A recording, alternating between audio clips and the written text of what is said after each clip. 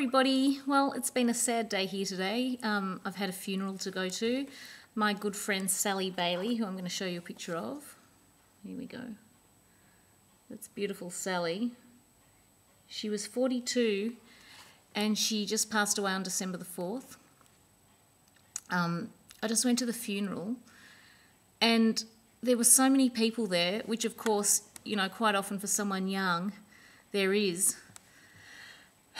But the funeral was so emotional and you could feel how much she was loved. And when her husband got up to speak about her, John, the pain that he was feeling was palpable. Like, they were such a beautiful couple and he did everything for her while she was sick, and she adored him and he adored her, and her family, her parents and her father got up and spoke. I just can't imagine ever having to do that for a child. Like, it was unbelievably, it was so sad. It was so sad. But you could also feel that amazing amount of love.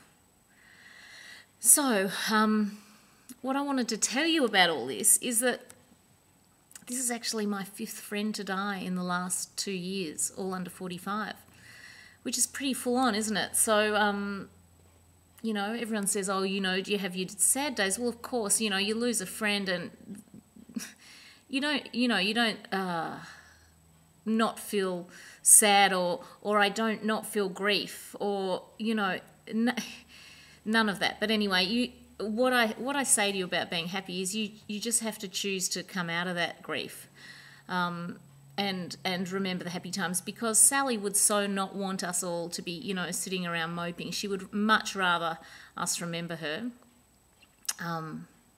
for sure. Anyway, what I wanted to tell you was that when my first friend Leah died, at her funeral, I think it was the minister said, okay, would anyone like to speak at the funeral?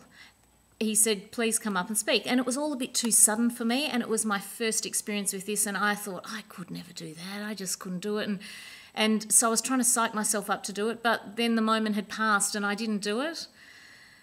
And then my next friend, Pip, died a couple of months later, and I made the effort to speak at her funeral because her family couldn't, and so I did, and it was the hardest thing I've ever done. But I just couldn't let her go out of this world without someone who really knew her speaking about her. So today when I saw John and Ada and Di and her father all get up and speak, I have no doubt that that was the hardest thing they've ever done. And what I was hoping that you guys might learn from this is that if this happens and you have that opportunity and you think, I can't get up and speak because it's just too hard, well, really try and think again and do it, because it's such an honour and a tribute to your friends to be able to do that, or your parents or whoever. And I actually went with a girlfriend, and then afterwards I gave her a big hug and told her I loved her, because I don't think we do that enough. You know, sometimes we don't tell our girlfriends or that sort of thing. So now you're seeing me cry, so you know that I do have sad days. But I hope you'll get something out of that, and maybe go and ring someone up or call up your parents or do something lovely and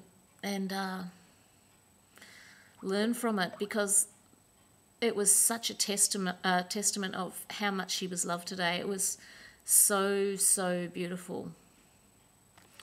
Anyway, my beautiful friend Sally, beautiful Sally Bailey. God, when her father spoke about her and all, you know, when she was a little girl and how she loved to ride horses, it was, you could see him remembering all the little special things. It was so beautiful to listen to. Anyway, my beautiful friend Sally, when I go skiing, Sally loved to ski, and her favourite song was Janet Jackson's Together Again. So I'm going to download that, and I'm going to ski down the mountain, and I'm going to think of you. Thank you for being my friend, Sally.